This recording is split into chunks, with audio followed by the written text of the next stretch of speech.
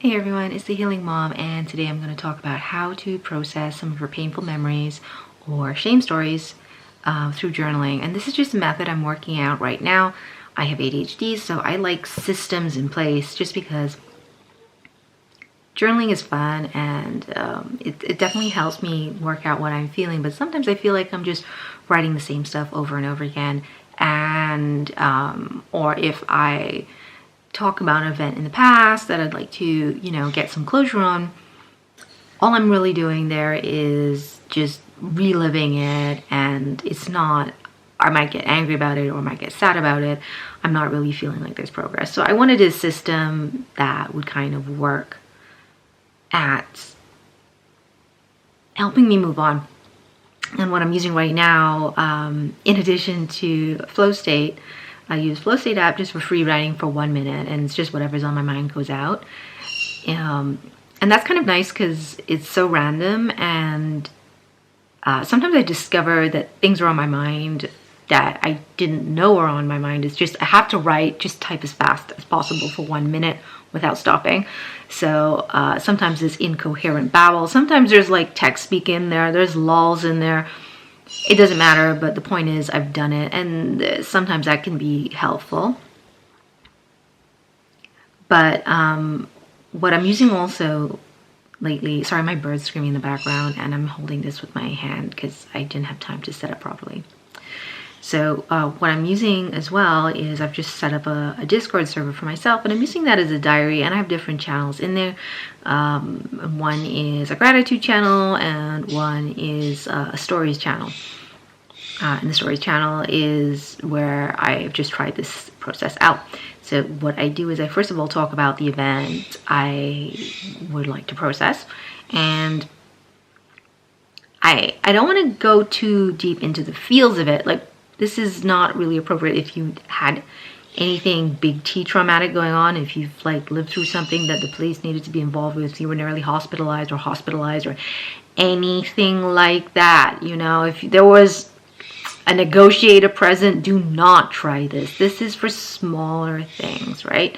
This is for I call this channel Shame Stories, right? Because it's just working out things that had an impact on me and made me feel small and change the way I see myself and change the way I behave around the world, right? So the first story, the thing that kicked this off was my daughter walked in on me when I was on the toilet, and people who know me in real life know I do not like being interrupted. I do not like being spoken to or speaking to anyone. I don't even like texting anyone when I'm on the toilet. But when she walked in, I gave her a really big smile, and I stretched my arms out to her. It's really important to me that she always feels that she lights up the room for me when she sees me. When I see her, she's the light of my life. She's always welcome. There's never a time that I'm not available to her when she needs me. And the story that came up that, the reason I feel this way is when I was small, I was growing up in the Middle East. My family are mixed, and I was looking for my dad, and he was praying. And I didn't know what that meant. I didn't understand really like how sacred this was, right? I was so small. I wasn't even in, like, I think it might have been kindergarten, but it would have been a Western kindergarten where people spoke English, right? So he clapped his hands, and I was confused, and I didn't understand what that was about. I couldn't see my mom anywhere, so I asked him again or tried to get his attention some other way, I don't remember. And he clapped his hands again, and then he finished up, and he was really cross with me. He didn't shout, but it was in his voice, his body language, his face, and he was very disappointed in me. He said, you should have known that you do not interrupt someone's prayer, and when I clapped, that was a signal for you to leave me alone. And I had no way of knowing that, right? That part of me saying I had no way of knowing that does not go in the first part of the entry. The first part of the entry, the system that I'm working on, is you write the memory, right? You don't want to go too deep into feeling your feelings of shame, sadness, whatever. Just write the memory. It's a story. You want to tell a story. So, but an important part of this story was that I not only felt ashamed and stupid and wrong, but I also felt like I'd kind of gotten my mom in trouble as well, because she was, not Arabic, not Muslim. And I guess if I should have known that, then I guess he would blame her for not being the one to tell me, right? So I was concerned for her. And, not only had I done something wrong in myself, but I'd also gotten my mom in trouble. No one wants to get their mom in trouble. So the second part of this is I write about it from my adult understanding, right? My adult understanding is that, first of all, I was his daughter. It's his country, his culture, his religion. Those things that I should have known were his to teach me. But also, I'm not trying to blame one person. I'm not trying to say like my mom or my dad was bad, right? That's not an adult. That's a teenage understanding, right? My adult understanding is, yeah, he was extra hard on me because he didn't have the tools we had today. We didn't even have like chain bookstores like, Barnes & Noble or anything like that at that time. We had to import books. So we definitely did not have the robust self-help available that people have today. We didn't have the internet in that part of the world in that time. And there weren't that many mixed race families around or mixed culture families around. So probably they were being held or being scrutinized more than other couples were. And they probably were anxious about how their kids behaved in public, and any small trespass, they might have just freaked out about it a little bit more than they should have done. But all those things are structural problems that were not theirs to fix, right? They could have been more aware, but I've just said that they could not have been more aware because they didn't have the tools to be more aware. So that's an adult view of the story. The third part of this is I want to talk about how this story impacts me. Like, it's not just a bad story that I'm dredging it for no reason. It's had left a trail mark in my life. I've formed relationships with people who also acted in that way of expecting me to know things I couldn't possibly know, or expecting me to infer things instead of just telling me, or who criticized me for not being perfect, or, almost were ashamed of me for when I was, if I wrote something and it had spelling errors or in it, there was a definite sense of not only is this not good enough, but I am actually ashamed of you.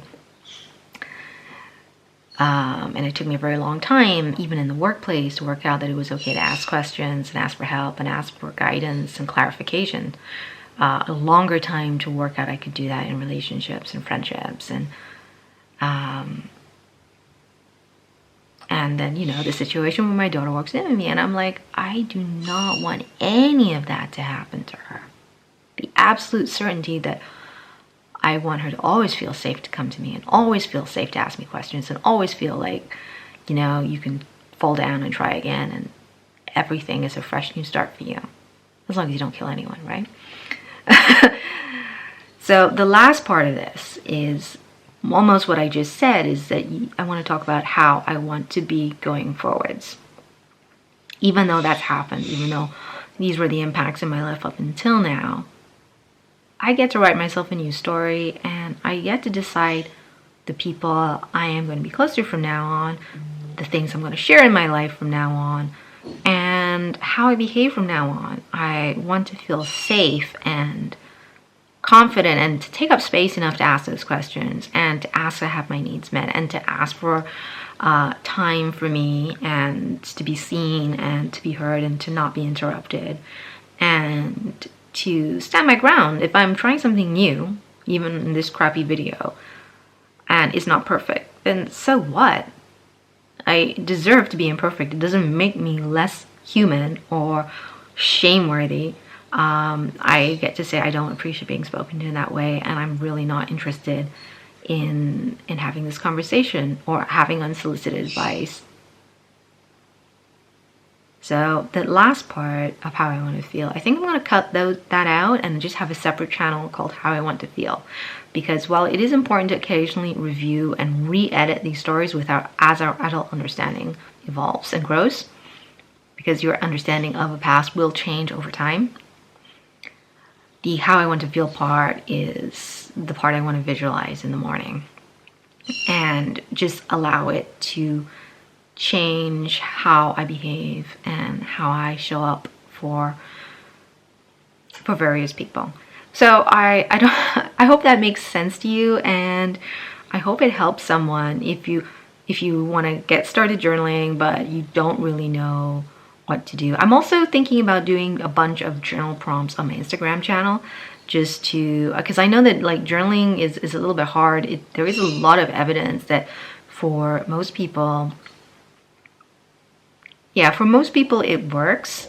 If you have major depression, it can compound your depression to just talk about how depressed you are and how hopeless your life is. So don't do it there. And if you have PTSD, then don't write about things that are about your PTSD, because again, you know, there are some things that you do need to actually just talk through with a trained therapist. There's, you know, don't buy into this idea that you have to fix yourself on your own. Okay, there are certain things that you can do on your own, and certain things you should be asking help with, right? So I always want to be accurate according to what I've read in terms of science and what the studies show. And I do want to be clear that there are certain situations where journaling can be harmful, like I said, with major depression, if you're at risk of suicide, if you find that you're writing things that are making you feel more reactive and more upset and more depressed, then this is not for you. What worked for me may not work for you anyway. There's no one way to do this, and this is just something I'm trying out, and I hope it helps someone. So thank you very much for watching, and take care.